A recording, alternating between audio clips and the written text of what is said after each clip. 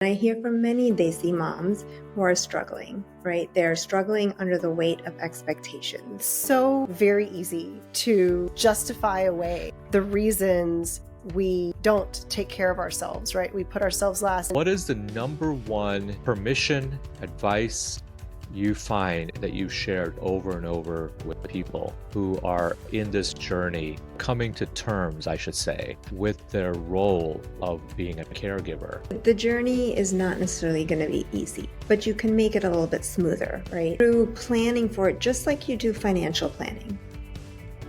It was just away for several days at a retreat in Northern California, and it was incredible healing and just growth and all of these things. And while I was sitting there contemplating on the whole experience and what I was getting out of it and things, my thoughts turned to my parents and, all of their experiences and all of the things that they have done for me as immigrants to this country, new to everything, trying to just figure it out. And it dawned on me that I'm coming into my 40s now, and my kids are still young and my parents are getting older. And it was a very, very introspective sort of moment for me to think about what that means. And, I found myself briefly worrying about the future, about how I'm going to manage it all. And I had to bring myself back and realize that, we just have to take these things one day at a time. But that's why I'm so excited. And I know you've shared a little bit about your story too, managing parents, but that's why I'm so excited about our guest today. We are, we're in the sandwich generation, and we've got ourselves, we've got kids, we've got aging parents, which is why today we have someone really special. Like, I've been looking forward to this conversation, and I think it is the product of social media. I think we've met each other on social media.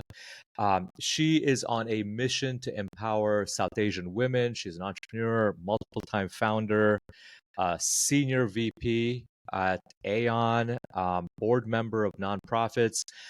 Ladies and gentlemen, we have Salina Shah, who is the founder of Desi Daughters, with over, as of right now, 1,800 members across the US and India, right? And it's a platform for educating, empowering, and supporting South Asians as we redefine and how we support our South Asian women navigating midlife and aging elders. Salina Shah, welcome. We're so thrilled you can spend some time with us. Thank you so much. It's a pleasure to be here. So tell us, did we leave anything out of that introduction? No, I think I was in the corporate world for about 25 years and did the whole climb the proverbial corporate ladder, if you will, and it was not linear path. It was very much a zigzag, but made it to the top. Traversed the mountain, and then realized that I wanted to do something a little bit more meaningful, more directly impactful in people's lives. And so, eventually I looked at my, experiences and backgrounds and discovered that maybe what I could do is help others navigate the same caregiving challenges that I had with navigating caregiving in the U.S. for Desi elders myself, and see if doing it together and navigating this journey together could be helpful to people. And that's how Desi Daughters was formed. I love that you mentioned the power of community and kind of recognizing where you were at. Mm-hmm. But I have to say, there's a lot of us that are of the South Asian descent that are navigating all of this, but we're doing it alone, right? So I'm curious, what made you think, no, I want to start a community? Yeah. So, my husband and I had been navigating this ourselves on our own for a long time. We both have lost a parent each back when we were, in our 20s. So we spent the last 25 years navigating aging parents, raising a family. We have 3 boys, and our professional careers. So after doing all of that, our parents have had, small challenges, big challenges, and over time, we've been able to support. It all kind of came to a head in 2022, so 2 years ago, when my father-in-law had a really challenging health year. That year, he was in the hospital, probably in either a hospital or a health facility for about 90 days that year. across 7 different facilities across 4 different states. Wow. So it was like a logistical challenge. We were really fortunate that he got through and he's thriving today, but it was really hard to navigate that. We were also very fortunate to have a lot of family involved too. But in going through that process, we did a lot of research on our own. We asked friends and family, and that's great. But I was thinking about the idea from the point of view that, well, what if we had more people that we could tap? Instead of just relying on whoever we knew in our immediate circle, and leverage the power of community and tapping more people, which would just make us stronger in terms of how we navigate this and help each other through this experience. A lot of us have parents, right? I won't generalize. A lot of us have parents. A lot of us will be there to help them as they age, which is slightly different than our parents because for some of us at least, our parents came to the US Mhm. and may not have been the caregiver for their parents that stayed in India with another Yes. sibling, right? And Hmm. so right there's a difference because our parents, some of us at least, I'm generalizing, but some of our parents didn't have that additional responsibility because someone else was taking care of it. Hmm. Um, but and so a lot of people will listen to this conversation and say, okay, I'll have parents, I'll deal with it. Everyone, it's part of life. I'll get through it. And it will almost be like, well, because we're all going to do this anyways, like, what's the point of this conversation? There's nothing that I'm going to get out of it. What I'd like to maybe have part of this conversation be, and you could start us off with this with your answer, is let's have a conversation about none of the things that none of us are talking about. The parts of caring for someone or the parts of an aging parent or parents in the US that people are not talking about and is not readily apparent that that deserves to be shared and can be used to empower and inspire people about what this looks like. Because I know all three of us, we've had time where we have spent with caring for parents. We're juggling careers, we're juggling kids, we're juggling our own priorities and things like that. So, what are some of those things that you know? It's not that obvious, but we're going to talk about today. Mm. Yeah, sure. I think that there's a couple different things. The first is that, at least for the US, this is, having aging Desi elders in the US is a relatively new phenomenon. So Mhm. there was a change in the immigration laws back in the 60s. So prior to that, there were very few Indian immigrants in the US. Afterwards, the doors opened and there were a lot Mm. more Indian immigrants that came to the US. And so those early immigrants are now in their 80s, 90s, right? So they're the first generation really to kind of age in the US.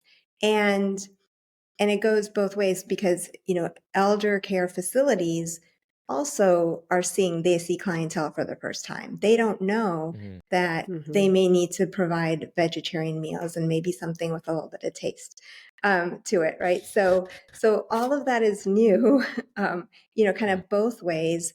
And then you have expectations, right? Because our parents, their perspective, if you look at it from their lens, they saw generations caring for other generations all under the same roof. It was always family member caring for family members, right? It wasn't somebody, unknown. And there was usually a woman in the house as well.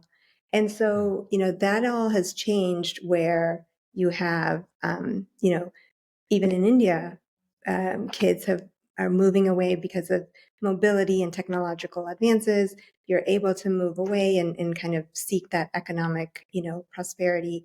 But a lot of Mm. parents are alone, and it's a new era for they see elders. And so when it's time to take care of an aging parent, there's a little bit of there can be a disconnect between what, we've seen and what we think is sort of normal versus what our parents think is normal. And that requires a conversation, it requires a journey and taking them on that journey together because I Mhm. think a lot of the modern day solutions that have come up are new and um, solutions today don't necessarily look like what they did in the past. So Mhm. there's a lot of novelty there. And frankly, we just haven't had the conversation. Our community doesn't talk about aging. And we're ill-equipped to navigate it and to know what our resources are. You bring up an interesting point because, at least from my perspective, like I never really thought about what it was like for the members of our community that are in their 80s and 90s, and that this was a new thing. This is a new uncharted territory, broadly speaking, in essence, a cultural um, reconciliation, I guess, that has to happen. Yeah. And that's why the infrastructure just hasn't been there, especially for cultural, from a cultural standpoint and a linguistic standpoint, in terms of being able to meet the needs for the Desi elders. So when that time comes, it's actually harder if you're, when you have a Desi parent, to be able to help them, because Mhm. you don't have as many options as the general population. We touched on very broadly these unique challenges, right?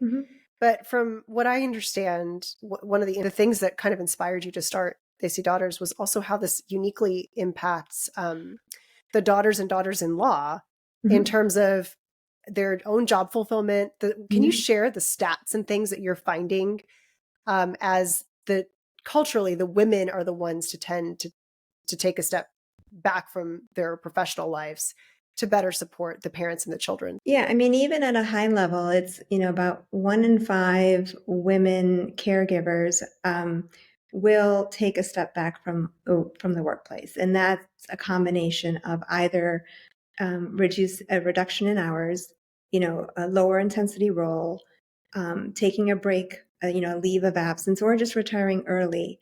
And I think what we don't talk about is the economic impact that has on women from a financial standpoint, right? It's a loss of earnings, it's a reduction in savings, it's lower Social Security benefits, and ultimately it puts women in a more precarious financial position, especially when you consider the fact that women tend to have longer life expectancy than men.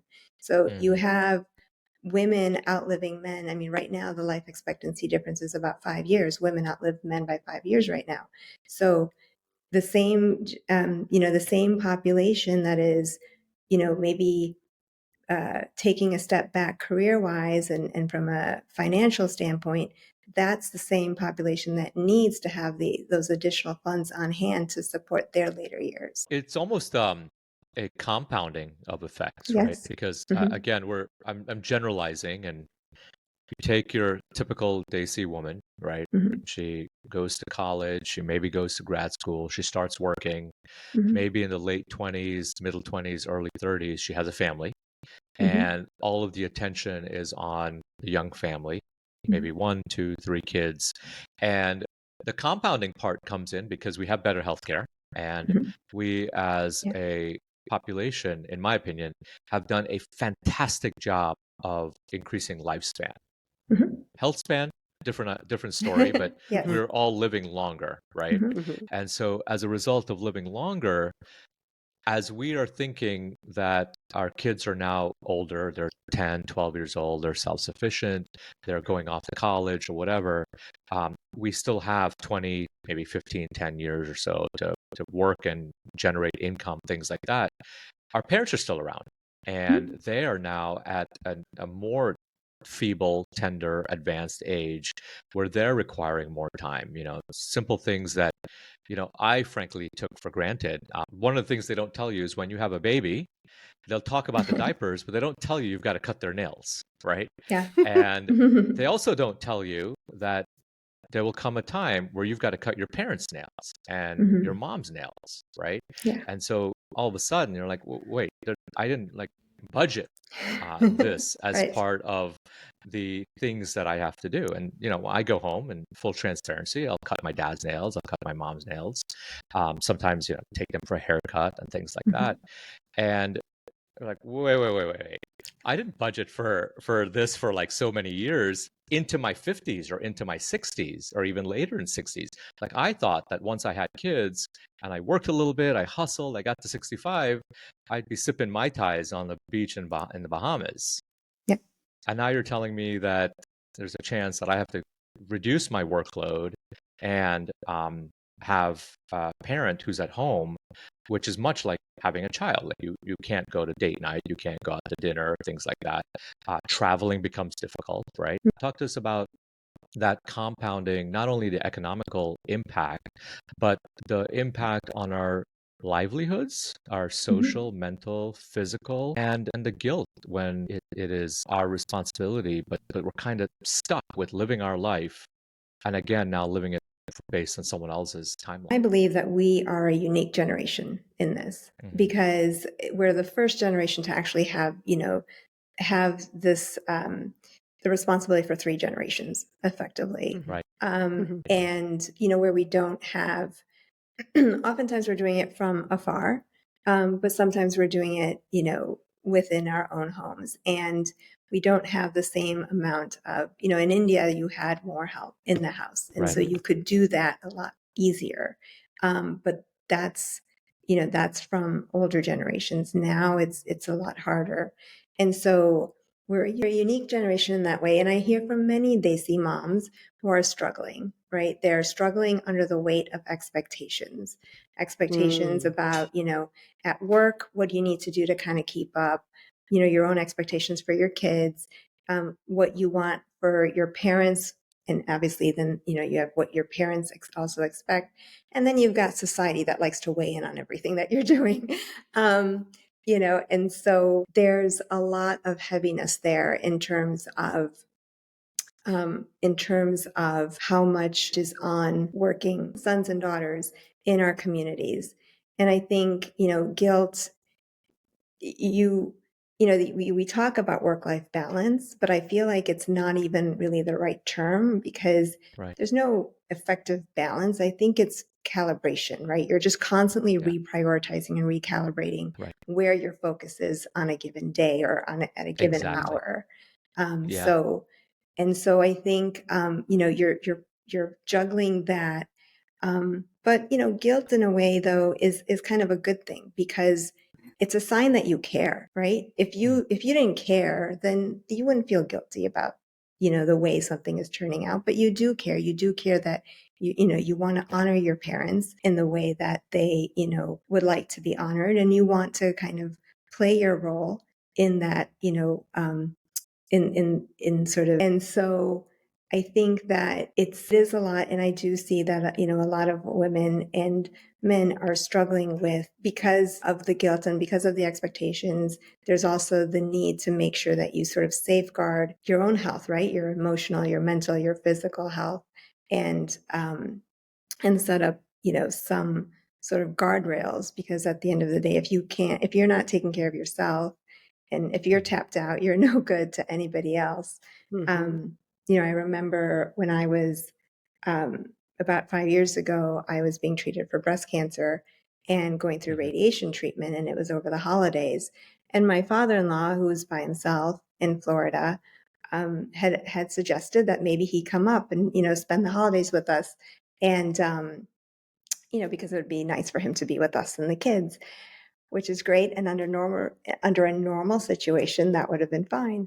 But given that I was going through, 20 rounds of radiation, we had to suggest that maybe a different time might be better. Mhm. And we both felt bad about it. We both felt guilty, but we had to sort of make sure to kind of take care of Mhm. what I needed as well. And luckily, my father-in-law was very understanding. My husband was also very understanding, Yeah. and to be able to make that work. But it's definitely it takes a lot of juggling and understanding to make it work. First of all, we're so glad that you're on, it sounds like, the other side of it, and Yeah. you're Mhm. here and doing really work that's for a higher purpose. So we're so grateful for that. It's so very easy to justify away the reasons we don't take care of ourselves, right? We put ourselves last. And for you, it was a pretty, like, it was not a choice to be able to go, do I do the treatment or not? But even the smallest bits, right? Mhm. We were talking, before we hit record, as we get older, we have our own preventive health measures that we need to address, right? Colonoscopies are one thing, mammograms are another thing. Mhm. And then just the regular stuff that we've had since the day we've been alive. Go to the dentist every 6 Yeah. months, right? But those are the things that get put off, right? I remember Mhm. when I was Yeah. practicing dentistry, I can't tell you how many times I had patients come in and they hadn't come in years. And now they have all of this stuff wrong, quote, like they're just falling apart. Mhm. And, for many of them, it was um, just not making the time for themselves, partly out of ignorance as to how bad things can actually get and how it actually does affect your heart health and, Mhm. your ability to focus and all of these other things, your hormone levels, all of that, right? It was just then at that time recently starting to finally be highlighted and put together. But it is difficult to put those little things that really can save your life on the back Mhm. burner. Yeah. So, Selena, I know we have a bit of an outline, but I want to go off script a little bit. Okay. Mhm. Um, Sure. you've interacted with about 1,800 people who are in some part of their caregiving journey, right? Perhaps they've experienced a parent loss or something. And let's say one of those 1,800 people, or maybe 1,801, they haven't joined your group yet. They're listening to this podcast. They're seeing themselves in our discussion.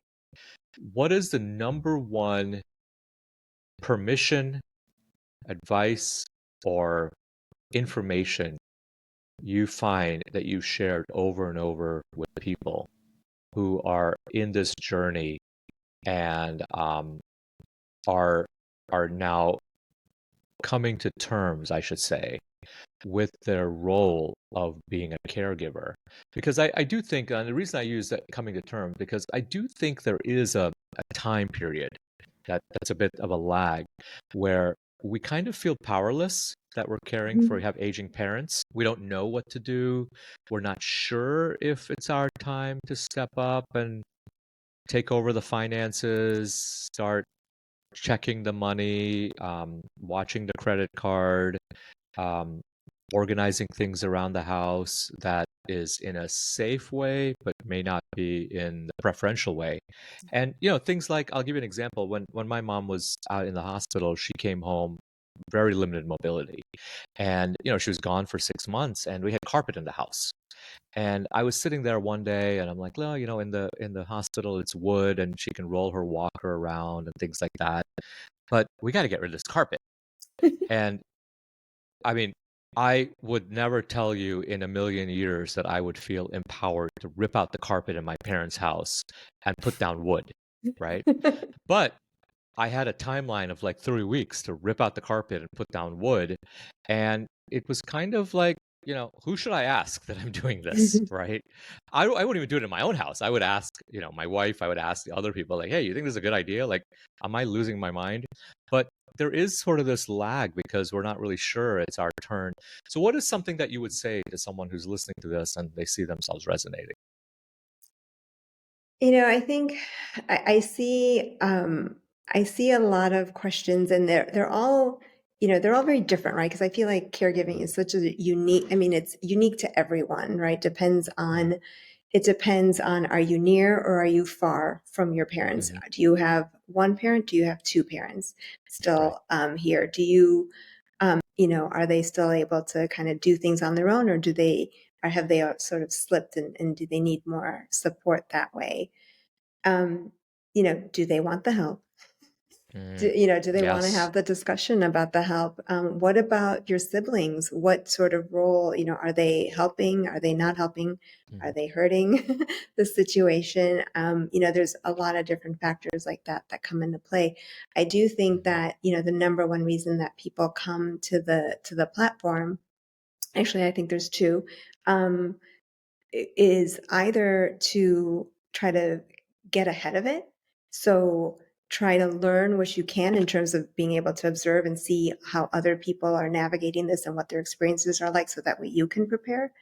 Or you're kind of already in it, and you want to arm yourself with whatever information resources, and tools that you can find, especially in the US, as it's a little bit harder to find those, culturally relevant services for our parents here in the US. I like that you said culturally relevant, because that does play a huge role into things like, I mean, I remember when my mom was needing care not very long ago, that diet that was available at the facility was an issue. And because we had adequate representation on the healthcare team, we were able to get that addressed in a way that made the most sense for everybody.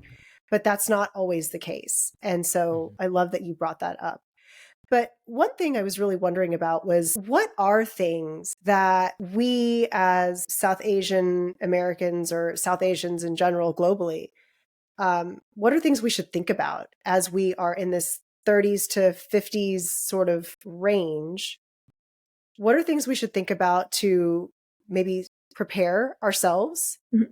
What are things we can do? Can you suggest some resources that Desi Daughters provides so that we can kind of know where to look? You know, the journey is not necessarily going to be easy, but you can make it a little bit smoother, right? And I think that is through planning for it, just like you do financial planning, right? We all know that we have to plan for, retirement down the road. This is one of those things that needs to be treated sort of similarly to that, in terms of like, it's inevitable. Your parents, it's not, if they're going to need help, it's when they're going to need help.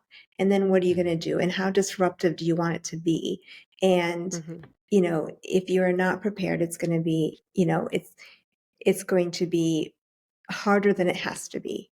And so, I'm putting together templates, but coincidentally, just before my father-in-law had actually started his whole, year-long health episode, about a month or two prior, and I don't even know what compelled me to do this, but I had just summarized all of his health history in a shared file with my sister-in-law and my husband, and they're both physicians. So, they piled in and added all this, additional information, allergies, medical history, surgical history, diagnoses, who's the healthcare team, all of his meds, why is he taking them, what's it for, timing, all of that. So we had that summary, which it turned out then when my father-in-law was in the ICU, and every team that comes in wants to kind of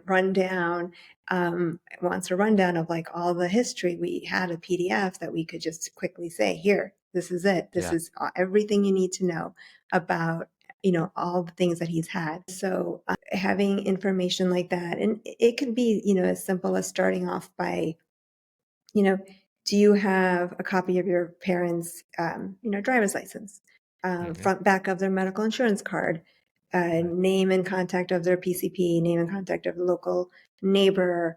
Do you know how to get into the house? Yeah. Is there a key? Is there a code?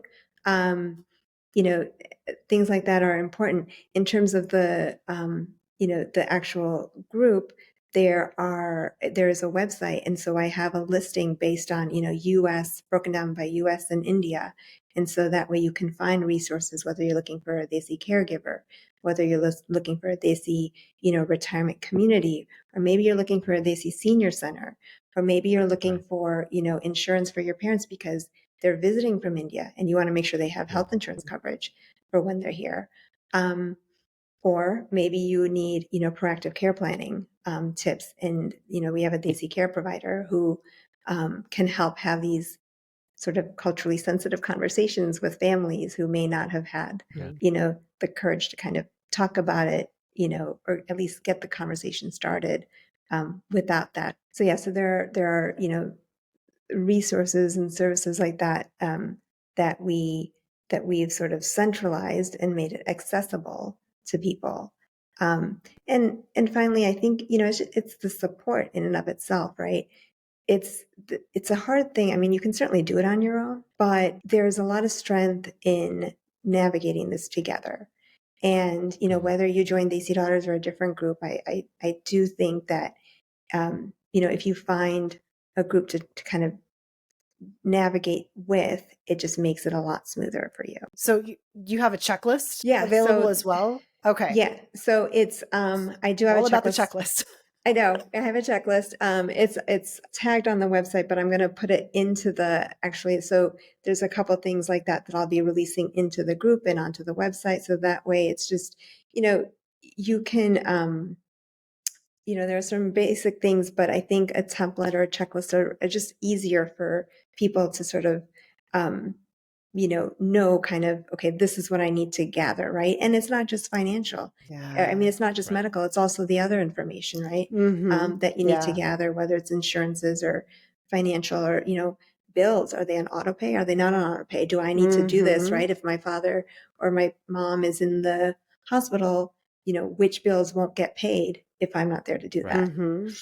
Absolutely. Yeah, there's so much to consider. And I think that oftentimes, at least this is what my husband and I have found, is having these conversations with our parents can be really difficult. And depending on where the siblings are at with how they see things, it also can be an additional point of friction because not everyone will necessarily be ready to accept that, hey, this is going to happen at some point and we need to be Mm-hmm. prepared, right? That even the parents themselves, you're talking about their own mortality. Yeah. Hmm.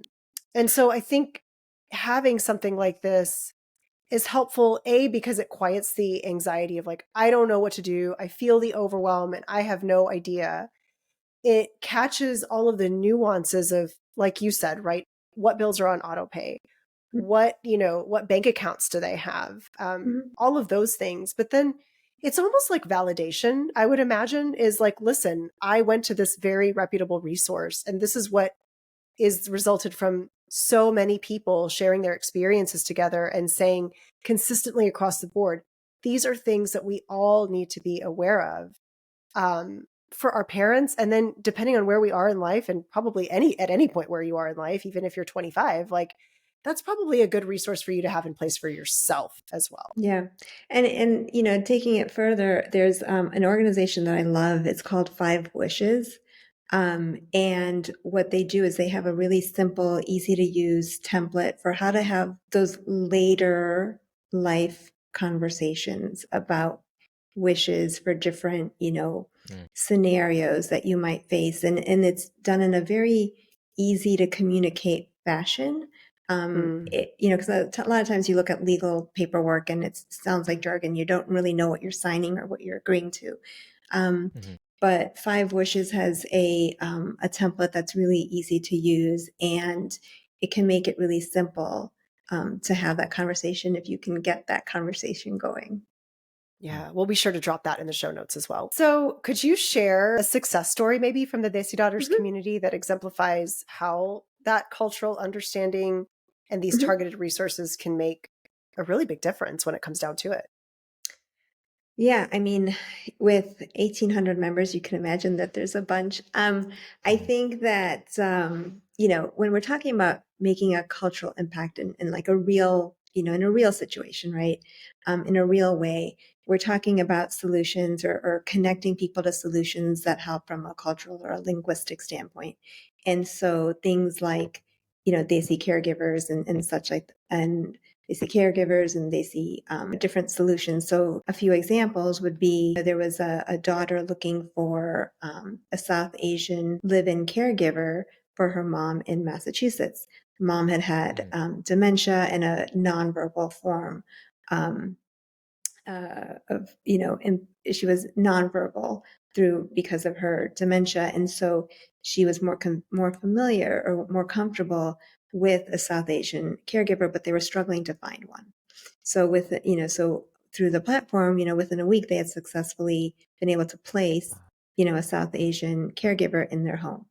I've had there's numerous stories like that. There's also I was contacted by a son who's in Chicago.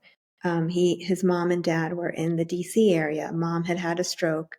Dad was taking care of mom, but Mm. then dad suddenly passed away. So now that safety net's gone. And then they had to figure out, what arrangements do we make for mom? And so Mhm. he was looking for options in the Chicagoland area. So I was able to point him to a facility that had a whole Desi wing, Oh, wow. where, she could be comfortable because due to her stroke, she was more comfortable in Hindi. Um, Mm, and so that's, another thing that was helpful. There was somebody else who was also looking for, a full-time caregiver, we have a lot of people that come to the site for caregivers, Desi caregivers, right? Because a lot of people, especially in your older age, if that's what you're used to, you want somebody that kind of understands, your background. I had another family reach out. Their parents are in Wisconsin, and they wanted to snowbird, but they wanted to snowbird to a Desi retirement community where they could have meals and such. And so I was able to secure, a winter, rental for them at Shantiniketan in Florida, where they could do that. There's many such examples where people are just looking for things that, and I think this is really more for the older generation that really prefers having being with other Desi, within their sort of a Desi community, or it's not true of everybody, but I think many elders that I see are just are more comfortable. They get to speak in their native tongue if they choose. They get to have traditional meals. So it's I think finding ways to help our elders sort of either age in place, which is also a very big desire for most elders, but doing so in a way that kind of satisfies your need to make sure that that your parents are taken care of from afar through a Desi caregiver is also really it helps families sort of manage that as well. So good. You guys may have seen me crack up. It's because I totally thought you said snowboard. And I had this image of this ba and da like snowboarding, and I couldn't get it out of my head. And the harder I tried to suppress it. I guess the Florida term, snowbirds, are coming in. Yeah. I see the benefits of all of that, but do you find that it's not just a matter of Desi culture versus American culture, but the subcultures amongst Indians, right? Like between Gujarati and Punjabi and Sindhi, and whether you're Islamic or Muslim faith or Hindu faith, do you find that you're able to bridge those cultural gaps as well, those microcultural gaps?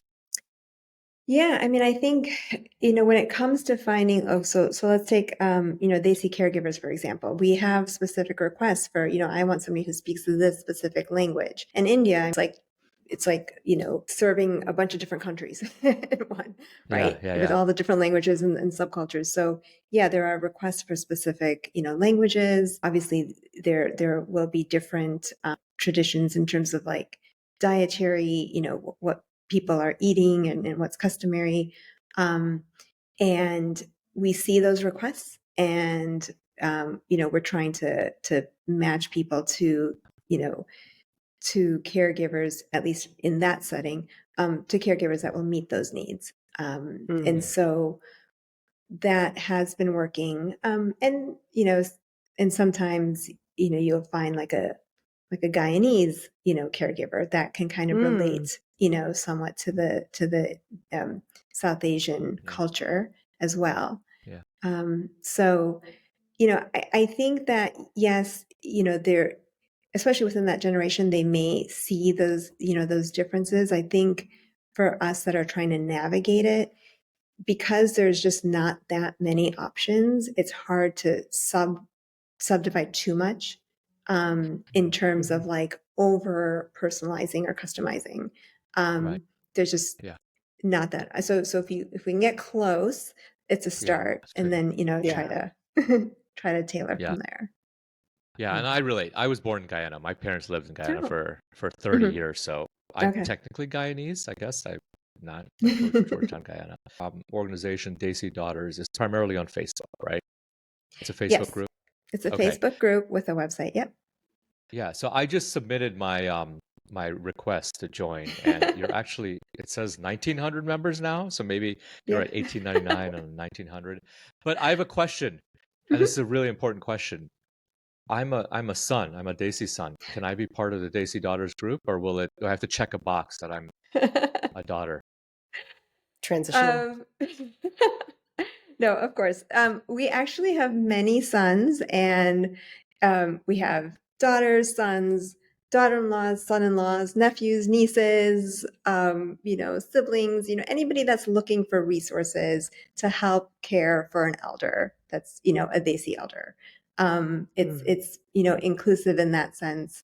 Um, the reason for the term was because, and I do get asked this, but the reason for the term was primarily because if you look at the statistics and who's actually taking care of the elders a little bit more day in, day out. Certainly men do, but the stats show that it's a little bit more skewed towards women. And so that Yeah. was the reason for it. But yes, it's an inclusive group. You're welcome to join. Good. Well, I wanted to make sure that we were taught, we said the word daughter so many times that we weren't losing our male audience in that these are things that they should be thinking of. And, I am the youngest of three, and my siblings help, my sister helps, my brother helps. And my parents had me when they were 40, right? So by the time they were in their 60s, I was only 20 years old. And these aren't things that a 20-year-old thinks about, right? And then it's compounded. So, knock on wood, thankfully, I'm 46 now. And so my parents are 86. So, I am in a position of life where, one, I can be supportive. And two, I I think a man's brain matures by 43. I'm not sure. But I think I have the appropriate mindset of understanding that it really is a privilege to be able to care for your parents and be there, and not to look at it as a one-time chore or something like that. Like, this is a multi-decade. It could be a multi-decade type of thing, and I want to say commitment, but part of your life, like an aspect of your life that can last for many years. So yeah, that's why I asked that question. I wanted to make sure that men would be interested in learning more about this group. Everyone head on over and do the same, because finding community is just so important. And you make an excellent point, Dinesh, about you just don't know how long that part of your life will be. And I know for my parents, even my daddy is still alive in India. And so my dad is retired and having his own, health issues. My mom's having her own health issues, and they're still thinking about, Ba back home. And it can feel very, there's a lot of emotions that come up with that. So it's great to have community, and great to know that you don't have to have two X chromosomes to be able to be a part of the group. Yeah. I have a question. What's the most surprising lesson, takeaway you've learned about these intergenerational relationships through the work that you've done? I mean, how might our listeners sort of take what you've learned and really apply it to themselves to help them think, do, and be better as we navigate this part of life? Yeah, I think it really comes back to that perspective, right? I think we kind of get wrapped up in our own lives and our own lens, and we're seeing things through, the juggle that we have, and just this additional thing that we kind of have to kind of balance, or try to prioritize as well. And I think the important part in that is just to recognize that our parents are looking at it from a different perspective. They have the more traditional perspective, and I think that if we're able to sort of bridge that and have a common understanding of where we're at, what the options are, and that, solutions today may look different than what they did in the past, then I think that it just makes for, a stronger connection between families, in knowing that, yes, we are trying to do our best, but we're working with what we've got. In our case, we live in the Northeast. My father-in-law's in Florida, and he does not like the cold. So that was, a big struggle. We had also, we had made all sorts of modifications to our home. We put in a stair chairlift, we did grab bars, and, raised toilet seats, and, the whole 9 yards, right? But ultimately, he prefers the warmth of Florida, and he has a lovely supportive community there. So we had to we struggled with that. initially with that decision, but he's very happy there. So, we kind of, we've kind of come to terms with that. Yeah. But I think, it's about, seeing each other from, each other's point of view, seeing the situation from both sides, and having those discussions, I think will help strengthen our relationships with our parents. Mhm. Mm, It's absolutely. not just a relationship with our parents. I think it's a relationship between the two spouses, right? And Mm, or if you're your partner, if you have a partner, and your story of the house is similar because when we had just gotten married, we got married in 2007. In 2009, I always knew based on my parents' health and my age that I would need to be stepping up to care for them much sooner than expected. So our first house, we went out and we bought like a, I don't know, like a 9,000 square foot house with two master suites and like a ADA compliant bathroom, mhm, but with full intention to move my parents in, right? Because that's how it should work if I wanted to pursue my career and be in a DC area and not move back to Florida. And we naively moved them up, and they had multiple surgeries here, knee replacements, things like mm. that. But the cold was an issue, and taking them out of their familiar space and their community Mhm, was an issue. So they moved back, and mhm, as soon as they said we're not moving to to this area, at one point, like my wife and I were commuting about an hour and a half, 2 hours each way because where we were working and where we wanted the house that we can afford to mhm. support in multi-generational household, right? Yeah. And as soon as we found out they've decided they were not going to move up here, we sold that house and moved into a much more reasonable house closer to everything that we wanted. And we Mm, started making the modifications to their house. We put in a wheelchair lift and handlebars and all sorts of things. So I think that story resonates. But at Hmm. one point, I'll give a shout out to my friend Goalie. Goalie has the Lessons for a Quitter podcast, great podcast. But Goalie said to me one day, because that guilt sets in where you're like, well, I'm doing this for my parents. Like, I'm not sure you signed up for this. Like, that's not kind of fair to you to be doing this if one partner has more advanced parents or needing care. Um, and she's like, people sign up for that. When people get married, they know you have Hmm. parents, and that's part of the deal, right? Um, and I think that was, as simple as it is, I think that was a really important point to recognize is that, you know, you can just complicate it by making it feel that this is not something that you um you should have brought upon yourself or yeah, Mm. it was it's your doing, not that you created this situation. Hmm. It's a part of life and everyone goes through it if they're lucky in some instances, right? Definitely. Yeah, and even my father-in-law, he had, that year that he had a lot of health challenges, it was really hard to, we didn't want him to be alone, obviously. And so we had a lot of family, thankfully, that were involved in coming down. And we all rotated, took turns, made sure he was not alone. And then eventually, when there was, you know, the rotation was done, we had shifted him up to be with us and try to have him, that way we could keep an eye on him. And my sister-in-law doesn't live far, so we were kind of tag Mm. teaming. Um, and then eventually it started getting cold.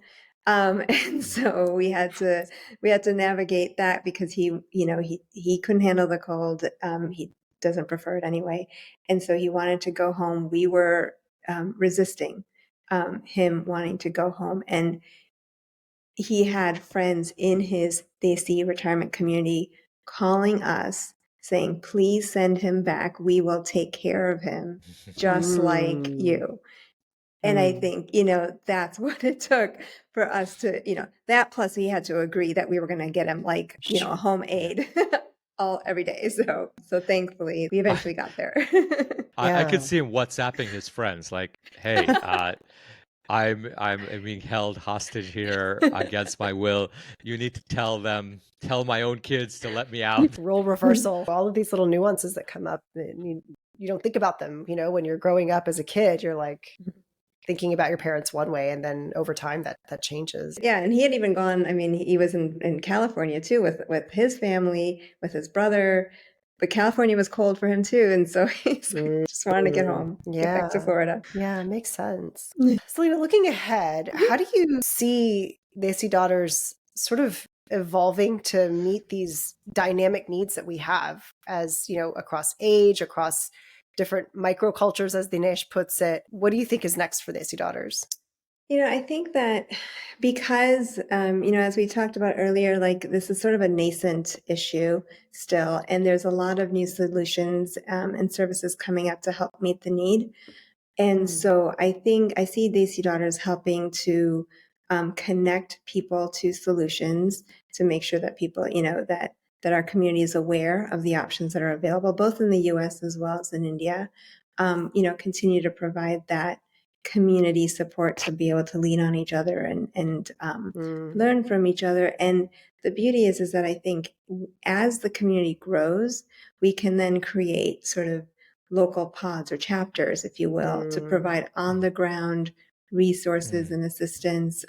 Because, caring from afar, I think is going to be more and more prevalent, as we're all sort of jumping around and even for ourselves, right? And our kids, what's going to happen, right? So I think it's important to have resources in all the major, metro areas and such. And so, but it's got to be local, it has to be on the ground. And I think that would be the direction that I'd love to go in. What advice would you give to our listeners about, prepping for their parents' care while pursuing their own goals? I know we talked about things, things to think about, the checklist, all that, but we're also still humans who thrive when we grow. So what would you say to those people? I think we just, give each other, I feel like we're really good at giving other people advice and better advice than we give ourselves. Giving ourselves the same grace that we would anybody else in terms of like doing the best you can, especially with the juggle and the prioritization in terms of navigating this. I don't want to downplay it. It's not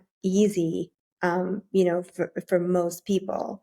And so, but I do think, being prepared, making sure you know what you're getting into and trying to, it's like when you're having a family, right? When you're expecting, let's say, you read up about it, right? You just go right in and, without having any knowledge whatsoever. You try to arm yourself so that way you're empowered to know what to ask and how to handle work situations and what your options are in terms of nannies and daycares and such, right? So, and similarly, I think we do need to start preparing for this phase in the same way as we do for when we have a family. From your experience with Desi Daughters, and you have access to this pool of knowledge now, right? And you're seeing what people are asking for, you're seeing where the struggles are, and you kind of have a bird's eye view. We were kids once, we became parents, and we're going to be aging elders, God willing, one day. What advice would you give us so that the challenges we are not challenges, but the things that we have to manage with our aging parents, we can sort of better prepare so that our kids are not dealing with the similar things? I mean, I always believe that it's okay if I screw up my kids just as long as I fix the problems that I have, right? So what would you tell someone in our shoes about what you see the prevailing patterns are, where you see this going, and how can we ensure that our aging process is a little bit more cohesive and thought out and intentional? We are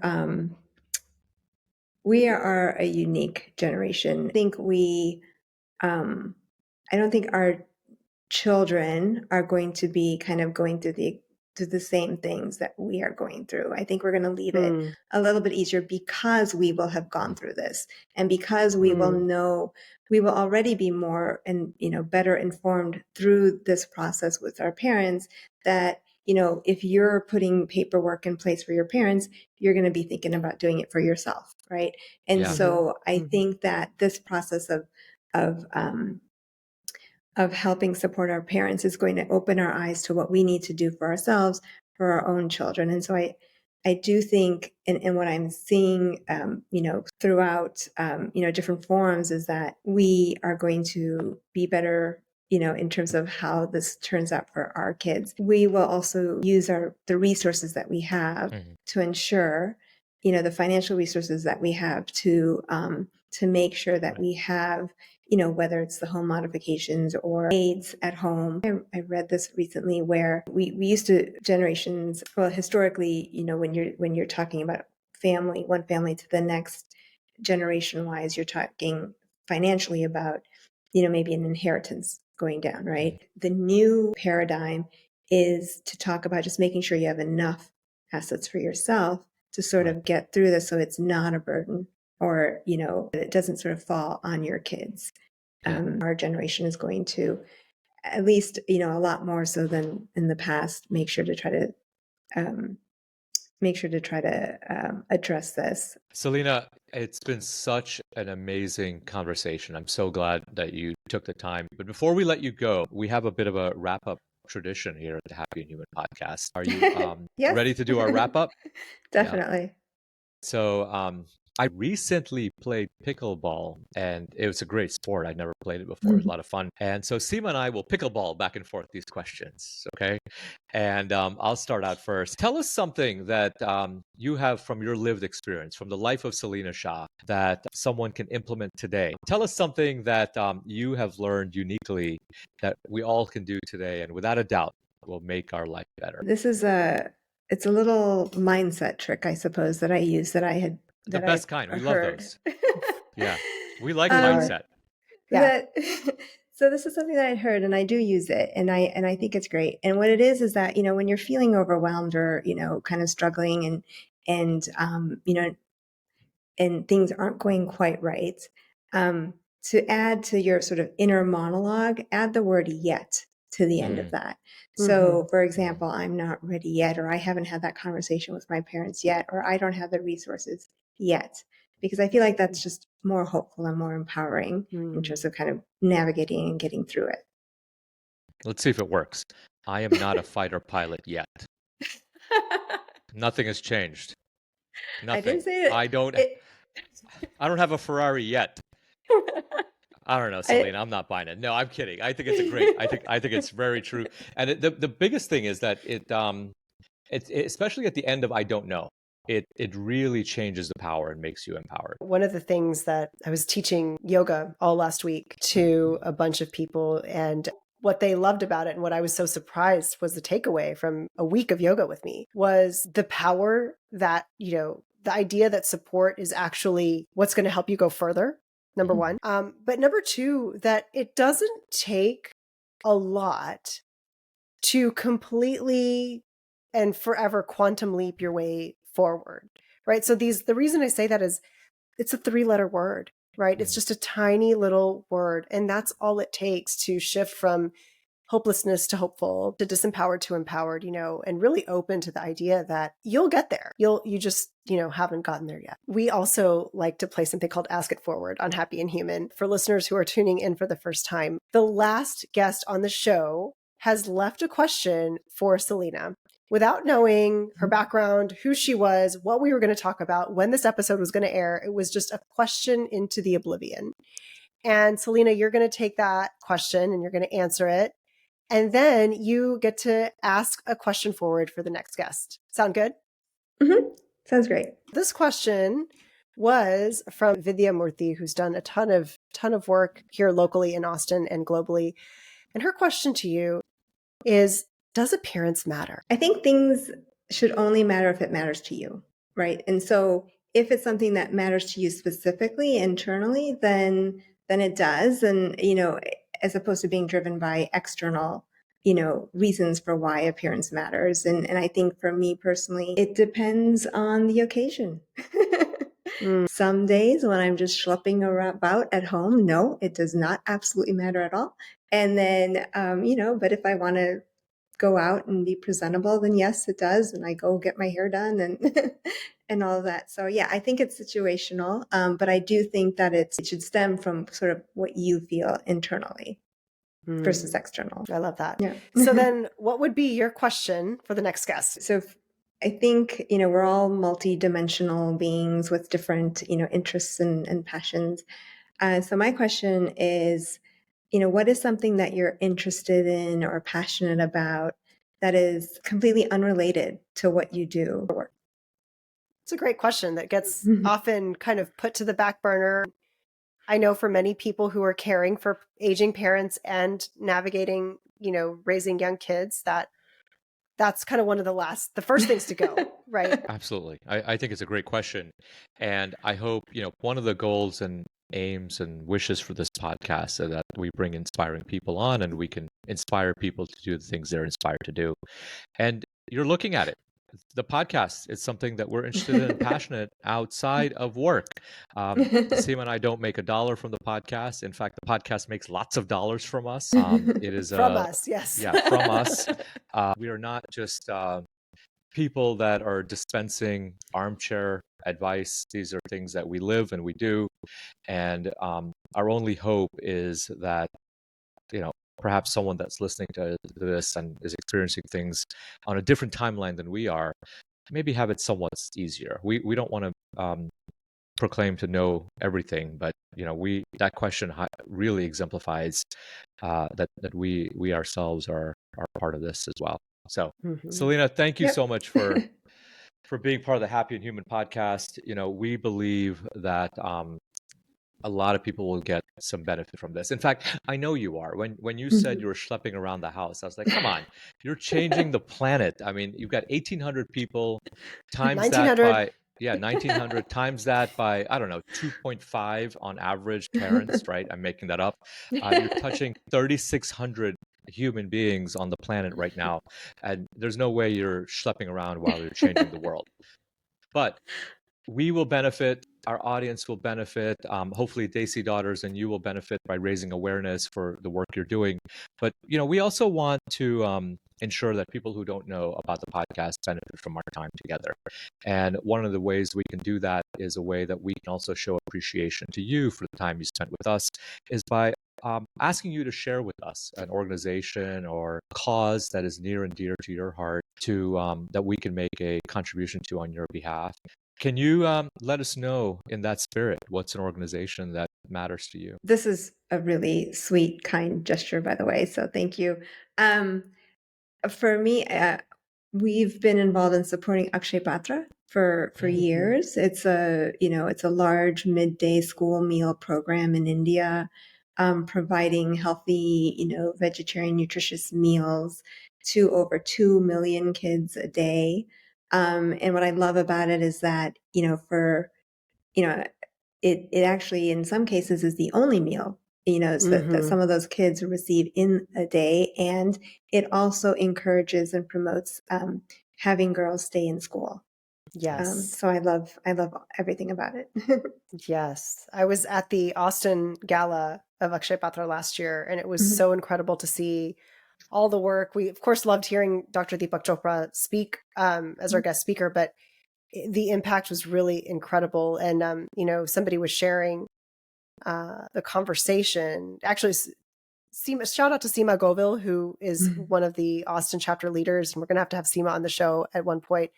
But she was sharing about just the impact that organization has. And she was talking to somebody about the importance of learning English. She encouraged them to learn English. And, the person was hesitant at first and then, didn't think they could do it, but really providing that empowerment to them. And they went out and they learned and practiced and they were able to actually secure a stable job for themselves as a result. Right. And, it's life-changing, not just for one person, but now for anybody that person supports, whether that's a spouse or a offspring or parents, siblings. Incredible, incredible work. So thank you for supporting that work. Sure. Thank you.